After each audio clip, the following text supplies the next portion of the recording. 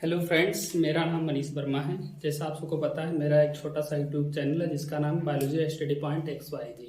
अगर आप चैनल को सब्सक्राइब नहीं किए हैं तो जाकर प्लीज़ चैनल को सब्सक्राइब कर लीजिए और हो सके तो ज़्यादा से ज़्यादा लोगों को शेयर कीजिए। अगर आप सब्सक्राइब करते हो उससे हमको मोटिवेशन मिलता है। आज हम स्टार्ट करने वाले हैं चैप्टर 2 बायोलॉजिकल क्लासिफिकेशन।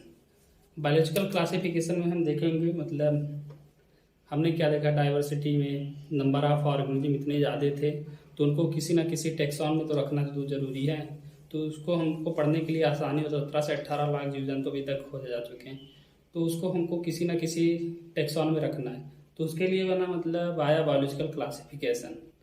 तो सबसे पहले हम देखेंगे, एक साइंटिस्ट थे अरिस्टोटल। अरिस्टोटल ने, कौन थे? अरिस्टोटल। सर्वप्रथम अरिस्टोटल ने क्या किया? अरिस्टोटल जी ने क्या किया? प्लांट्स और एनिमल को दो भागों में क्या किया? डिवाइड किया। प्लांट और एनिमल्स को दो भागों में डिवाइड किया। प्लांट्स को कितने भागों में डिवाइड किया? Herb,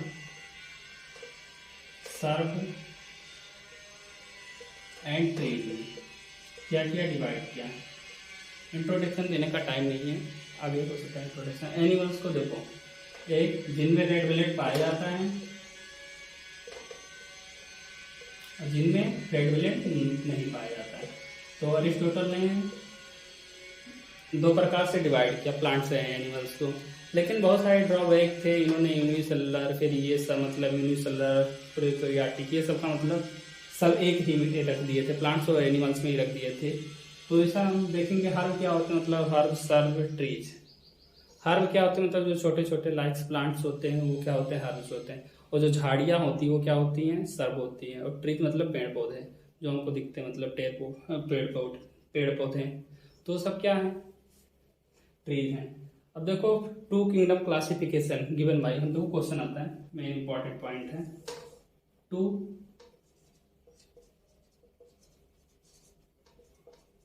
kingdom classification given by, मैंने पहले भी बताया था, बाइनोमियल नॉमेनक्लेचर किसने दिया था? टू किंगडम क्लासिफिकेशन किसने दिया था? Carolus Linnaeus. तो कैरोलस लीनियस ने टू किंगडम क्लासिफिकेशन किया। तो उन्होंने किसने? प्लांट्स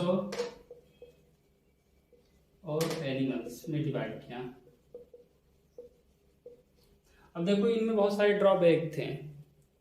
जैसे प्लांट्स क्या होते हैं? मल्टीसेलुलर होते हैं, यूकैरियोटिक होते हैं। लेकिन इन्होंने क्या किया? यूनिसेलुलर, जैसे क्लोरेला हुआ, क्लोरोमाइडोमोनास हुआ और फिर स्पाइरोगायरा हुआ, इन सबको कहाँ रख दिया? यूनिसेलुलर यूकैरियोटिक है लेकिन प्लांट्स में रख दिया। तो बहुत सारे ड्रॉबैक थे, जैसे फंगाई हुआ। फंगाई सेल वॉल के बेसिस पे नहीं किया। फिर उसके बाद आया सेल वॉल। फंगाई में जो सेल वॉल होता है काइटिनस सेल वॉल होता है, और प्लांट्स में जो होता है सेलुलोजिक सेल वॉल होता है। तो सब एक ही जगह रख दिए थे, प्लांट्स में रख दिए थे। वो बहुत सारा ड्रॉबैक था इसका, इनका। फिर हम देखते हैं थ्री किंगडम क्लासिफिकेशन किसने दिया था?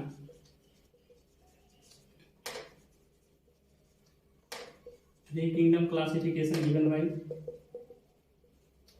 बताएगा। Three kingdom classification given by Ernst Haeckel. तो हैकल साहब ने क्या दिया? इन्होंने सिर्फ क्या ऐड किया था? प्लांट्स और एनिमल्स होते हैं, और एक क्या इन्होंने ऐड कर दिया था इसमें? Extra Protista. तो ये एक्स्ट्रा क्या ऐड किया इन्होंने? Extra added Protista. आगे हम डिस्कशन करने वाले ये सब होते क्या हैं। फिर आया fourth kingdom classification. Four kingdom classification किसने दिया था? कोई बताएगा? Four kingdom classification given by Copeland. इन्होंने एक्स्ट्रा क्या ऐड किया था? Extra added Monera. अब देखो यहाँ तक बात होगी। अरिस्टोटल ने सर्वप्रथम क्या मतलब फर्स्ट अटेम्प्ट किए क्लासिफिकेशन के लिए, कौन किए थे? अरिस्टोटल ने किए थे। अब तक देखो कितने मतलब जीव जंतु खोजे जा चुके हैं, 17 से 18 लाख जीव जंतु खोजे जा चुके हैं। तो हमको उनको प्रॉपर किसी मतलब क्लास वर्गीकरण करना है, जीवों का वर्गीकरण करना है, बायोलॉजिकल क्लासिफिकेशन करना है। तो उसके लिए हमने मतलब कुछ इंपॉर्टेंट पॉइंट निकाला। उसके बेसिस पे क्या होता है, cell wall, habit and habitat के basis, mode of nutrition, mode of reproduction, और फिर बहुत सारा मतलब उसका वो था क्लासिफिकेशन एग्जाम्पल्स के ऊपर किया, और फिर मोड ऑफ न्यूट्रिशन हुआ। इन सब के बेसिस पे हमने क्या किया, मॉर्फोलॉजी के बेसिस पे, फॉर्म के बेसिस पे क्या क्या डिवाइड किया। अब हम आगे देखते हैं 5 किंगडम क्लासिफिकेशन। यहाँ तक आई होप समझ में आया। 2 kingdom classification Carolus Linnaeus, 3 kingdom classification Ernst hacker, और 4 kingdom classification given bye Copeland. आई होप यहाँ तक समझ में आ गया होगा।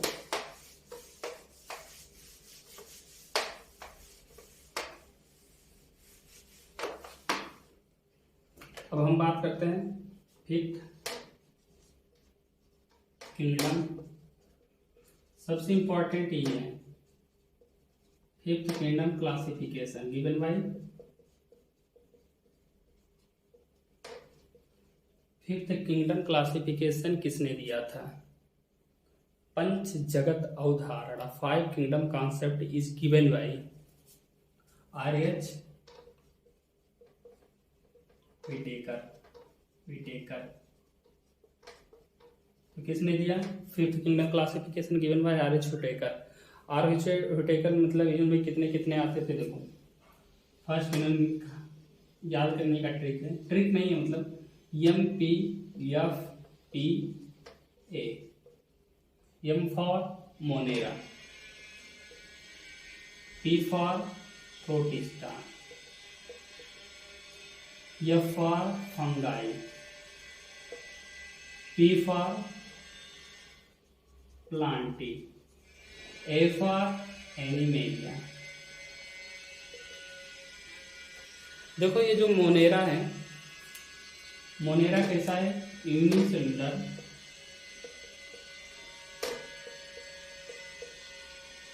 Eukaryotic, unicellular eukaryotic, not prokaryotic, sorry. मतलब जो पहले आए, देखो नाम से ही पता चलता है प्रोकैरियोटिक। अगर आप वर्ड्स को ब्रेक करना सीख रहे हैं तो आपको मतलब प्रो मतलब होता है पूर्व, जो मतलब पहले आए, और कैरियो मतलब कैरियो मतलब होता है न्यूक्लियस, यानी पूर्व केंद्रिक, ये जो पहले आए वो क्या है? Unicellular prokaryotic. प्रोटिस्टा तुम्हारा कैसा है? प्रोटिस्टा ये तुम्हारा है यूनिसेलुलर यूकैरियोटिक। अभी बता, यूनिसेलुलर यूकैरियोटिक। और फंगाई, प्लांटी, एनिमेलिया, ये सब कैसे हैं? मल्टी सेलुलर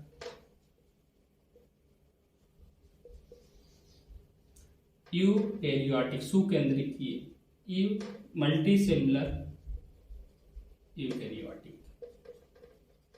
आई होप यहाँ तक आप सबको बातें समझ में आएगी। फिर उन्होंने मतलब किसके किसके बेसिस पे मतलब डिवाइड किया इनको, मतलब कैसे इनको रखा। तो पहले देखो फर्स्ट पॉइंट है हैबिट, रहते कहाँ है वो, हैबिट एंड हैबिटेट के बेसिस पे रखा। और सेकंड पॉइंट क्या था इनका? फॉर्म। फॉर्म कैसा है इनका? मल्टी सेलुलर है कि ये मल्टी सेलुलर है, यूनिसेलुलर यूकैरियोटिक है, माइक्रोस्कोपिक, किसके मतलब फॉर्म में, उनके बेसिस पे रखा।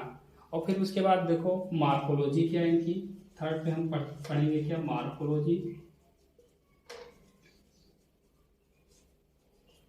क्या पढ़ेंगे? मॉर्फोलॉजी। फोर्थ पे हम देखेंगे अगर एनाटॉमी रिक्वायर्ड, एनाटॉमी तो हम पढ़ेंगे। अगर एनाटॉमी रिक्वायर्ड है तो एनाटॉमी पढ़ेंगे, एनाटॉमी इफ रिक्वायर्ड, तो हम एनाटॉमी भी पढ़ लेंगे। और फिर देखो फिफ्थ पॉइंट क्या है? फिफ्थ पॉइंट क्या है इसमें? एनाटॉमी अगर रिक्वायर्ड होगी तो एनाटॉमी पढ़ेंगे। मोड ऑफ न्यूट्रिशन मतलब उनका खाना कैसा है, खाते क्या, mode of nutrition. Mode of nutrition क्या है? 6th पॉइंट पे देखेंगे मोड ऑफ रिप्रोडक्शन, उनमें प्रजनन कैसे होता है, मोड ऑफ रिप्रोडक्शन,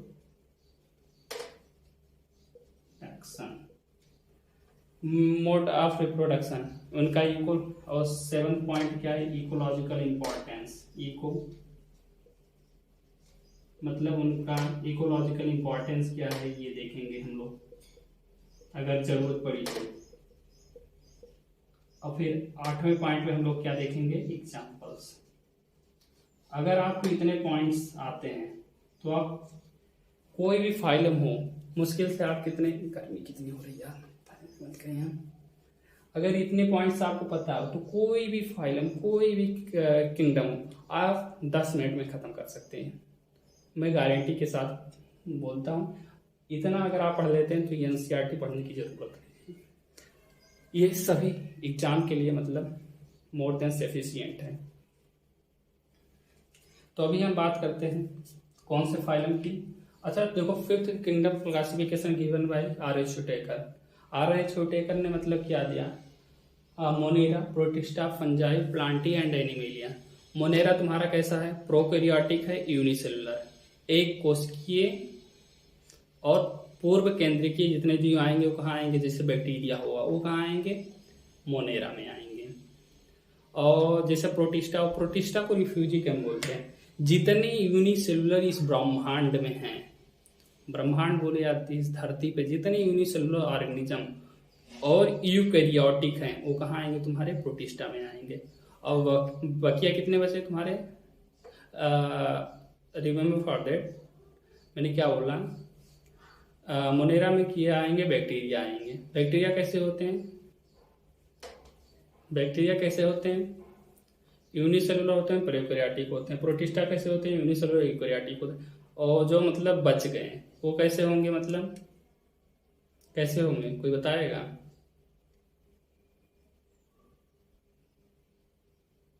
हाँ बताते हैं। तो वो कैसे होंगे, मल्टी सेलुलर यूकैरियोटिक होंगे। फिर मैंने कुछ बेसिस पे बात किया, मतलब ये कुछ इंपॉर्टेंट पॉइंट है, इन्हीं की बेसिस में हम क्लासिफिकेशन करेंगे आगे, मतलब फाइलम्स को। पहला हमने देखा हैबिटेट, हैबिटेट क्या है उसका, वो रहता कहाँ है, फॉर्म क्या है, मार्फोलॉजी क्या है, अगर एनाटॉमी रिक्वायर्ड है तो एनाटॉमी रिक्वायर्ड पढ़ेंगे, एनाटॉमी इफ रिक्वायर्ड तो एनाटॉमी भी पढ़ लेंगे हम, उसका मतलब आंतरिक संरचना कैसा है। और मार्फोलॉजी मतलब होता है study of external structure, that's called morphology. Anatomy क्या होता है, study of internal structure, that's called anatomy. फिर उसके बाद हम क्या पढ़ने वाले हैं, mode of nutrition. Mode of nutrition उसका कैसा, होलोजोइक है, पैरासिटिक है, हेटरोट्रॉफिक है, पैरासाइटिक है, हेटरोट्रॉफिक है, कीमोसिंथेटिक है, क्या है ये सब देखेंगे। फिर उसके बाद मोड ऑफ रिप्रोडक्शन है, सेक्सुअल है, असेक्सुअल है, सेक्सुअल है, असेक्सुअल है, बाइनरी है, ट्रांसडक्शन है, क्या है मतलब वो देखेंगे इसमें हम। फिर उसके बाद हम देखेंगे क्या, इकोलॉजिकल इंपॉर्टेंस क्या है, एग्जाम्पल देखेंगे। अब देखो आगे हम स्टार्ट करते हैं मोनेरा।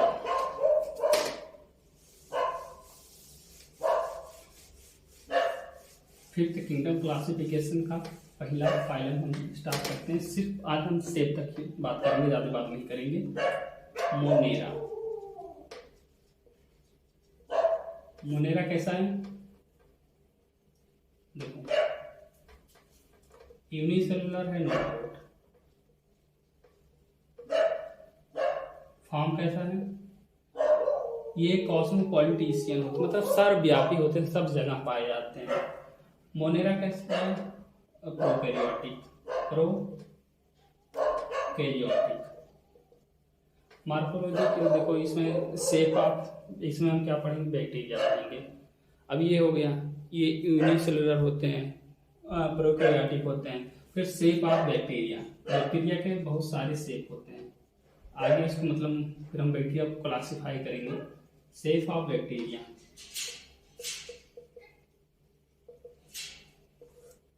देखो अगर गोल गोल हुआ तो शेप ऑफ बैक्टीरिया,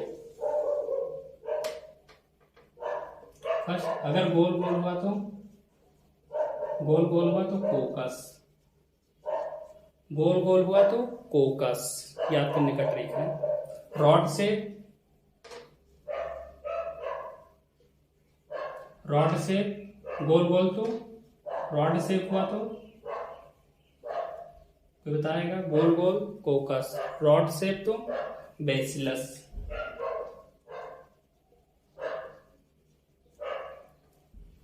और फिर कामा से, कामा एक वैसे बनता होगा, कामा से, कामा से,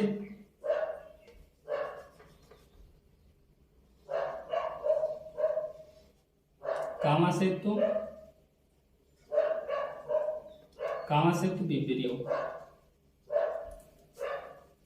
और स्पाइरलम से तो, स्पाइरलम से तो, स्पाइरलम से तो स्पाइरुलिना, स्पाइरुलिना। फिर इसमें हम बहुत सारे से बता सकते हैं।